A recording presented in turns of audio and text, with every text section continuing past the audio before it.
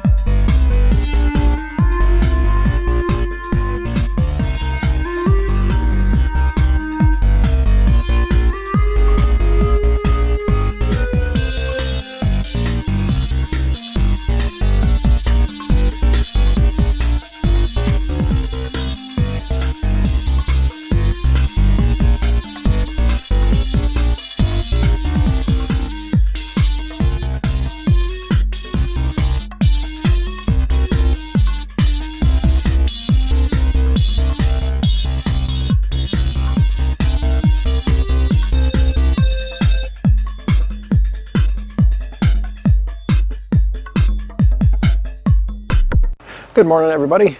So, it is Sunday morning, and we have a lot of work ahead of us in a very short time, just because, well, I have a huge mess in here, not the most of which is from my own work, but also down there.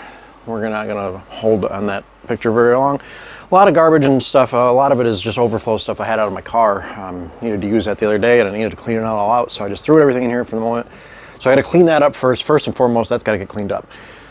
Then we need to get the rest of this in some sort of shape, because need to use this to meet with a couple people later today. I have a whole lot of dogs in the house, and they really love making noise whenever there's somebody around. So instead of trying to compete with all the barking dogs, just gonna have them meet in here. But it's a mess. So it's about 10 o'clock now, maybe a little after,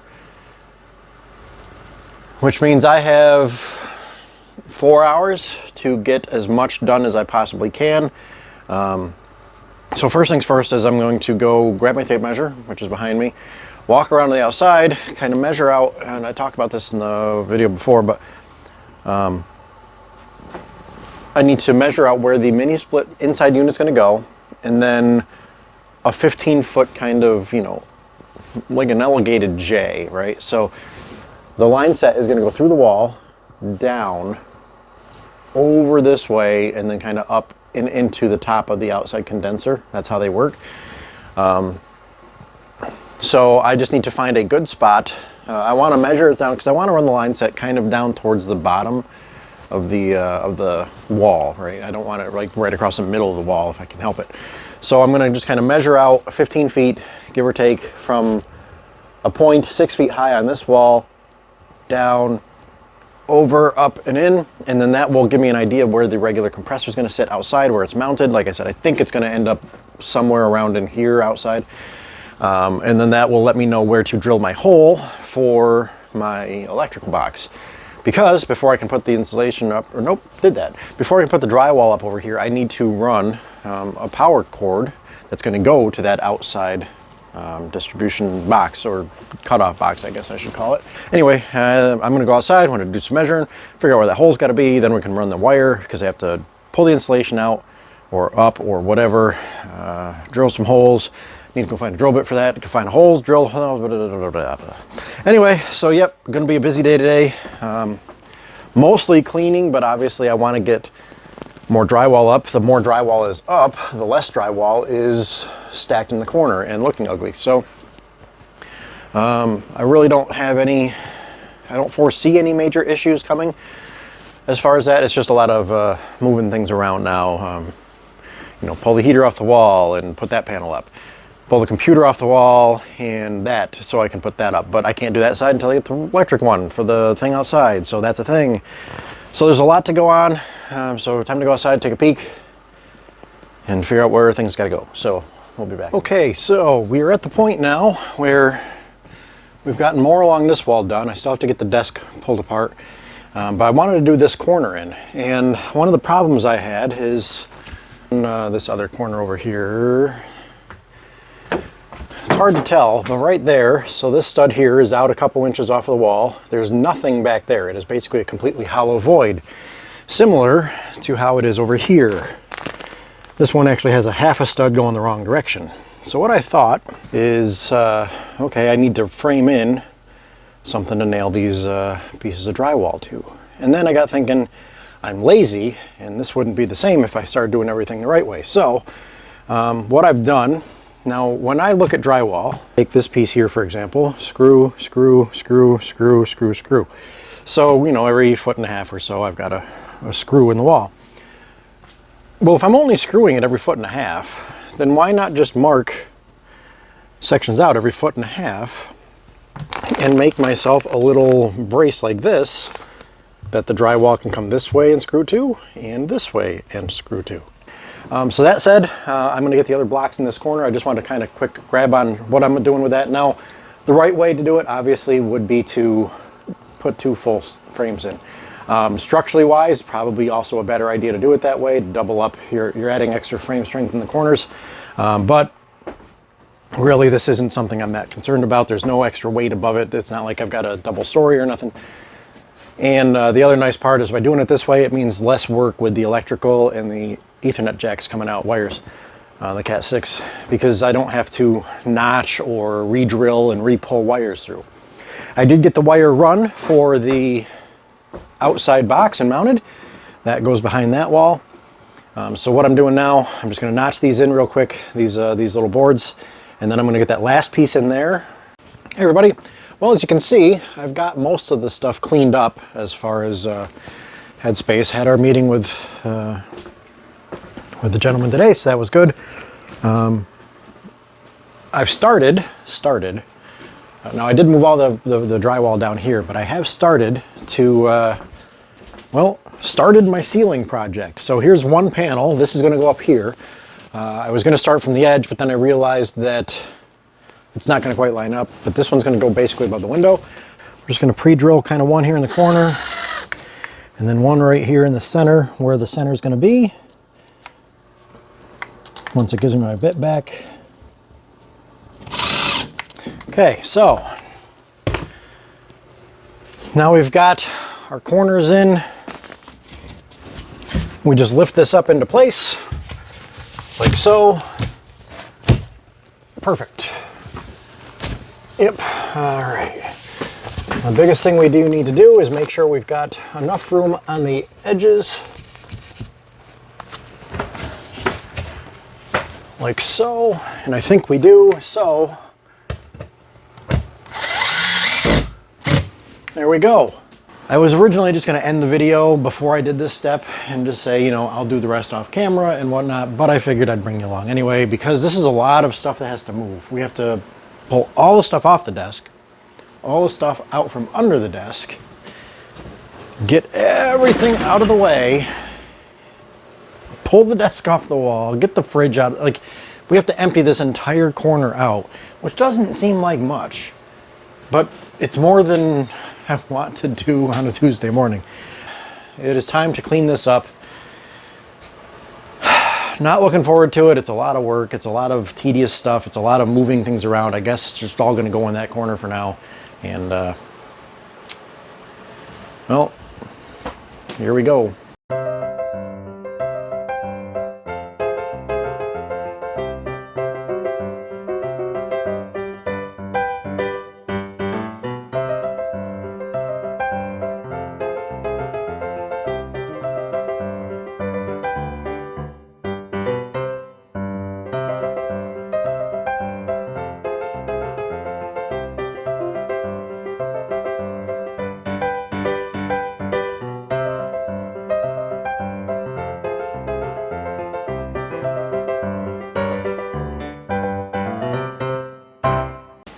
All right, well, as you can see, we now have the desk off the wall.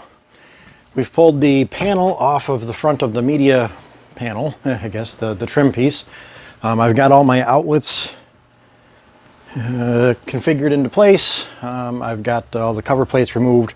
Everything's backed out. Everything works fine.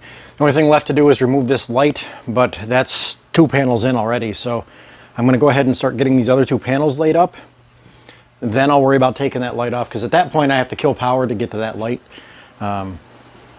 Everything else though is ready to go. I do need to go grab insulation for that other little chunk in there. I need to fill my corner in, but I can get these 2 pieces in first before I get to that corner, and then can actually do the 2 ceiling pieces at the same time as well.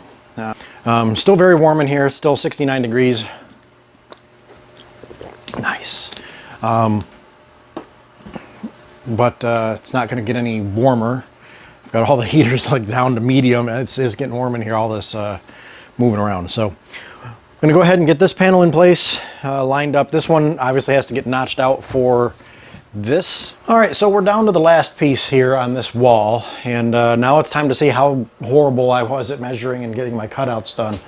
So we're kind of getting it in place. Getting my little foot pedal in there, or trying, failing.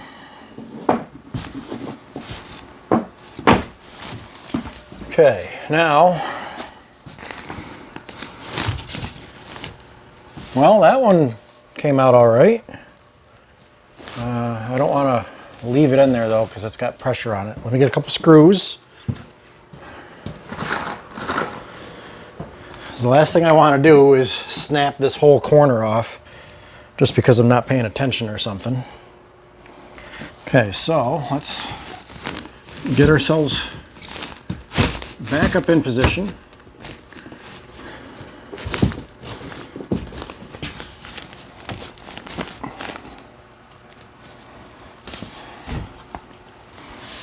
Okay, now unfortunately I want to go that way just a notch, but I can't because this is just a hair tight.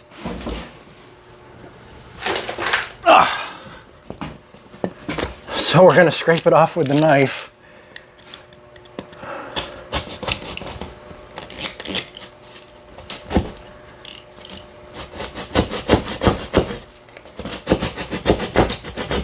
Now how's the rest of it look? That box is all right. This box is almost all right. Son of a gun, I was close. All right, well, let's notch that one out just a hair. Okay. And by golly gee, I think we got it. Unfortunately, I need to turn my power back on so I can vacuum this all up. So what we're going to do is throw some wire nuts up here where we took the fixture out. Be right back. All right, I now proclaim drywall mostly done. We just put the last piece up there. I mean, I got to put the vanity back, and the biggest thing is I have to put my desk back because if you look back there, that is a gigantic mess, and it all needs to go back here. So yeah, now that I've gotten this entire corner done, with the wall out here and the wall over here, at least as far as where the desk has to sit. Now I can go ahead and mount the desk back on the wall and, you know, readjust accordingly. Again, I mentioned earlier, I think I mentioned earlier, that when I put the desk back on, I'm going to have to leave a small gap in the back of it temporarily so that I can run all my cords for my computers and stuff down there. I would like to get some deck glands, deck grommets, whatever you want to call them. But the ones at the local store, they were ridiculously expensive. They were sized for a 2 3/8 inch cutout, which is, you know, a 2 3/8 inch hole saw, which your standard hole saw kits don't come with. If you went with 2 1/2, they're not going to snap into place properly. And they aren't, they're just a press fit. They're not like they screw on or anything. So they would have been really loose in there. And I wasn't going to spend $50 worth of arbor and, you know, hole saw for one bit. Not when I can go on Amazon and buy a 10-pack for $7 and use an existing 2-inch drill. So, yep, desk time to go back. I'm not going to bore you with all that stuff because, well, just play the video backwards and you'll see me putting it all back on. That's all you got to do. The rest of it though, I'm pretty happy with how it turned out considering, you know, I'm not an expert and I know I made plenty of mistakes and I've got plenty of gaps and stuff like that, but it's still certainly heads and shoulders above where it was. And yep, that's where I'm at. So I'm going to call it here. Thanks for watching. And, you know, next time, hopefully I'll have the rest of it done. The ends and the walls and the top and the whatnots and the have-dos and the can-thinks and all those things. So hopefully that'll get done, and then the next time we do anything, it's going to be talking about flooring, trying to figure out what I'm going to do and how expensive that's going to be. I think it's going to be probably about $500 or so, give or take, for even the cheap stuff, but certainly better than no floor. So that's what we're going with. Anyway, thanks for watching. Take care. Hope you guys had a great holiday. For those of you that had the holiday, I know it's probably last week at this point or longer, depending on how long it takes me to edit this thing. And anyway, have a good one. We'll see you next time.